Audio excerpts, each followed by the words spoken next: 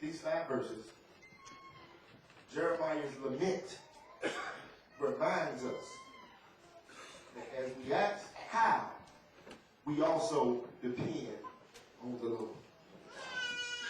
The 5th verse says, we're weary, we're given no rest. The truth is that there is a group of people alive, they're African Americans, who you sit beside, who you live beside, who work so hard to make ends meet. But yet, you're waiting for the shoe to drop. I don't know if that's you. Well, you still got your job, but you've been so stressed that every day, or any day, somebody could pull you aside and tell you that it's all said and done. It's all over. And many of us know that we live paycheck to paycheck. You don't realize it because you got a Beamer or you got a nice car, you got an SUV, and you live out in Shady Oak somewhere. But the truth is, 1 or 2 paychecks gone, and you will be downstairs in the shelter with the rest of the folks. You don't even want to be here sometimes. We talk about the smell, and we can't have meetings in the A.W. Brown Road, and you 1 or 2 paychecks away from being with the same folk. You turn your nose up. When I think about lamenting, I hear my friend Jeremiah say, Lord, they've taken our homes. We feel like aliens. They've given everything away. How many African Americans, how many persons, ancestors, have had their things stolen, property, given to folk who don't deserve it.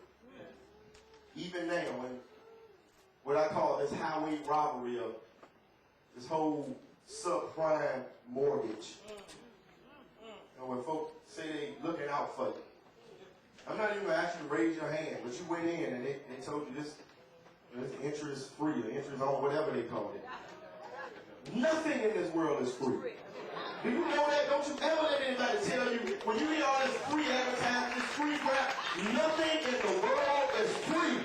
If folks don't know you, why are they looking out for you? They don't have a reason to look out for you. They think you're stupid and they're playing on your stupidity. Nothing is free. And now homes being foreclosed on. It was yours, but it ain't anymore. What about these families? That's what Jeremiah is saying. We're like orphans, fatherless. Families where men are not taking care of their responsibilities. What about those things that were free? We got to pay for the water we drink.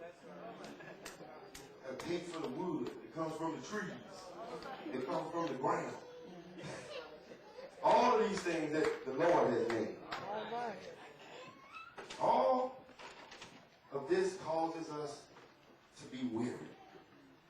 We work long hours. Some of us still don't have health care. We work so hard that we make ourselves unhealthy, trying to keep up with the Joneses. The truth is, many of us are putting money into Social Security, and Social Security might be gone by the time we get to use it. There's a lot to talk about. But if there's anything I want to leave you with, what I want to leave you with is this. The difference of the lament and whining is if I am a lamenter, then I am knowing that what I lift up before God, if it's in God's will for me, will work itself out. Now I can ask all the questions I want to ask, but what lamenting causes me to do is question things that I don't think are right. And God then empowers or fixes those things. And so if I am a lamenting person and I am lifting up things that I feel are not right, then God is either going to give me the power to fix it or God's going to fix it Godself.